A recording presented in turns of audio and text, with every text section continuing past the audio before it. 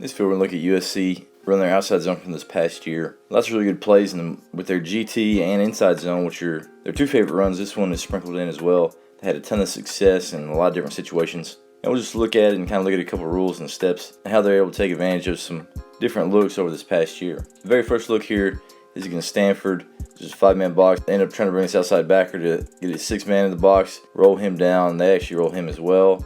So being pretty aggressive there on the outside to play these receivers in the screens, get an extra guy in the box here. So if you're going to outside zone, which obviously right here the back's going to go flat, you can have a little bit of depth, but right there if your aiming point is outside the tackle, you're going to be pretty flat as far as your alignment, unless you're going to step up and then circle around, or you're going in the pistol. But a lot of times you're going to have to control that backside in when you're in 10 personnel with the quarterback. But right here, if you're just looking at it, you got this 5 tech, he's reaching right there to the outside shoulder. You got a 3 tech or a 4-eye, he's reaching outside shoulder right there. Center is going to step to try to reach the first lineman to the play side. And right here you can see that he's controlling that gap so he can punch back to the backside right there, getting a hand helping that guard reach that shade or 1 tech right there. And right here there's really nobody to go to because these two, the center and backside guard, they're working that nose up to that backer. Right here you can lock on to that end right there, let him go all the way through the C gap for the quarterback read. But right here, as you're looking at it, obviously these guys are trying to control their gaps. He's a C gap player, he's a B gap player, he's backside A, he's front side A. And right here, great job controlling that nose, even getting a little bit of vertical movement there as they're getting that horizontal movement. And if you're looking at it, this run hits in the backside B. Running back going flat right here, trying to get outside.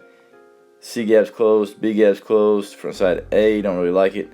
There's the backside B right there. And obviously you can see backside B goes from right here, a couple yards outside the hash, to whenever it's getting ran through, it's literally in the middle of the field right there, hitting it. Safeties fit that to the outside. They cracked that safety with the slot receiver, and there's nobody left. Walk-in touchdown there for USC against Stanford. Again, just taking 5-on-5 in the box instead of running that thing downhill with inside zone, moving those gaps, get horizontal movement, and right there, running back puts his foot in the ground. They're not able to fill those gaps and move this backside B gap player, which is that defensive end.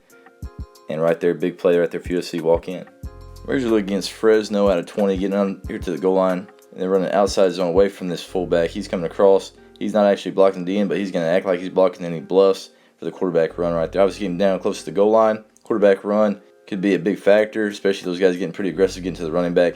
And if you're looking at it, kind of a funky look here from Fresno. Obviously you get down here to the red zone goal line. Trust your gap because these guys are trying to get penetration, being aggressive. Same thing with those linebackers trying to shoot gaps, create negative plays here. But right here, as you see there, everybody's stepping flat, just trying to see what happens with their gaps. And if you're looking how they sort it out, that end just goes to the C gap.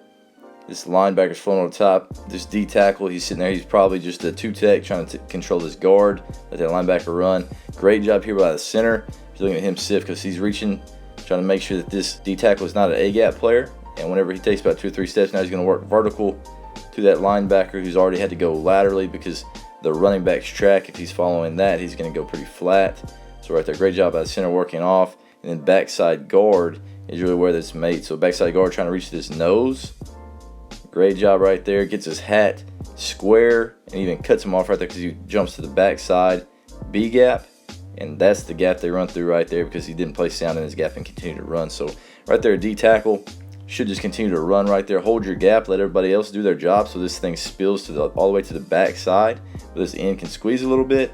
But right there, that D tackle started peeking. He works that backside B. Now that backside A is exactly where this thing ends up hitting, behind that center. And again, that gap moved from right here just to the left of the middle of the field all the way out there, pretty close to the hash. Good cut by the running back. Good job knowing you got to get vertical. Might run through an arm tackle. That's what they do right there. 6 gets into the end zone. Here's a look here. Outside zone that direction. Again, back's flat. And if you're looking at here, 5 in the box, end up trying to slide this guy into the box from outside from the front side, which he would have been free if there's a hand. But right here, if you're looking at it, blocking there, they're going to work there. Center's trying to reach. Center ends up falling down, gets tripped up, and it trips up on this backside D tackle as well. And right here, they have a couple guys free because we had some fall. So linebacker and D tackle are free. But right here, it looks like Caleb Williams is actually reading this outside linebacker. And he sees that this outside linebacker just vacates. There's no safety in the alley. There's nobody left backside. So really smart play right here on that pull. Now he's rolling right there through the alley. And that's one of those things, if you see them rolling their safeties, probably that direction because he's trying to get into the box. Now there's nobody left deep because that safety had rolled away. If he works out, there's nobody left for the quarterback. If you're basing that backside, taking 5-on-5 in the box, which is what they're doing. His backside tackle just watching him as far as he wants to go. So really good football play. High IQ right there by the quarterback. Seeing that roll, all that stuff. Probably could tell pre-snap based on alignment of the safeties. Gets a pull right there because that outside linebacker vacates that area. Being an athlete he is, gets a pretty good play there for USC against Fresno. If you're still watching at this point, I'm sure you're a diehard fan and you would love to get some merchandise. So if you could, offlipdesigns.com. Some places that we talk about, always tank top weather, but either way, it's kind of getting a tank top weather right now. If you want to support the channel, please hit the link. Use the code MARK10. You get 10% off at checkout, so that would really be helpful to keep this channel going. So link in the description, or you can go to offlipdesigns.com and then find the Coach's Caviar collection. Thanks for watching, guys. Oh, this one's a little bit hard to see, and with the tempo right here, running this with about 29 seconds, getting that ball snapped. You got a receiver here, he's just bluffing, going to the flats. Obviously, they do that a lot. Fake across, bring it out, and throw it out there to him. But right here, you can see outside zone. All you have is a 5-tech. Tackle washes him. You have a nose. The center is able to get up to him. Front side guard just almost free releases. Probably going to get a hand there on that nose just to make sure that center gets it, and he's going up to that linebacker. Then you got your backside guard and tackle. They're basically working this defensive tackle up to that backer right there. And these guys are going flat. They're not quite ready. They're not quite in their normal stance to be able to attack and go vertical. And right there, as this receiver comes across, it takes that backer.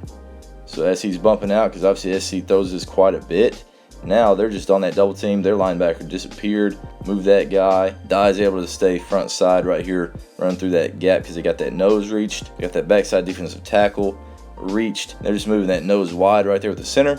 Good cut to the backside A.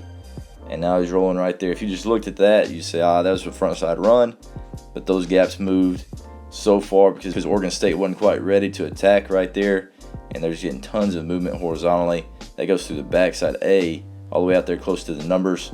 And they're rolling right there with a little bit of tempo, getting a big explosive play there against a good defense. First game here against Rice, with 3 front right here, 3-3 stack, whatever they're doing. They end up arcing this backside tackle and reading this B-gap play right here. So these two responsible for those two. Center backside guard responsible for those two. He's arcing out to take care of the possible pull for the quarterback. Quarterback's reading right there. So again, running back's going flat.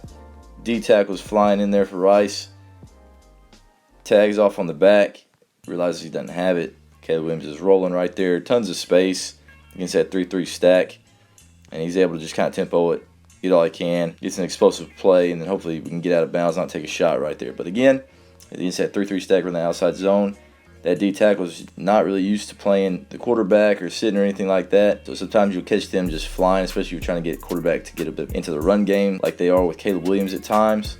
So right there, good call. Gets that 3-3 stack with the outside zone, arcing that backside tackle. Right here, 2-back sit with their outside zone.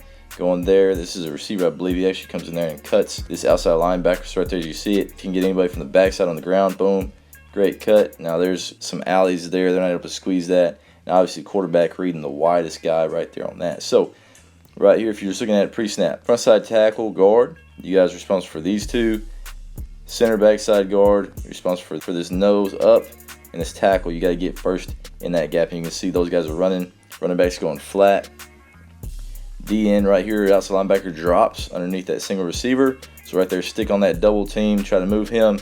And once he fills in right there now, 70, hopefully we can come off. Getting held up there by the D tackle. Great cut here by Dye. You can see this wall. Just move those gaps that direction. Utah does a decent job. So they're getting a little bit of vertical movement right here. Do a decent job trying to stay in those gaps. Might have been a little bit of a hold there by the backside tackle with this defensive tackle working through, being violent, trying to rip through. But either way, get a guy on the ground now. He's not in that gap. Tight window right there for Dye to cut in. Great cut. Falls to the end zone for a touchdown. Again, just moving those gaps. Trusting that somebody's got to fill in those gaps. If not, the running back's going to run through it. And right there, great read. Just that explosive movement, that control by Dye is really good. Falls in the end zone for a big play.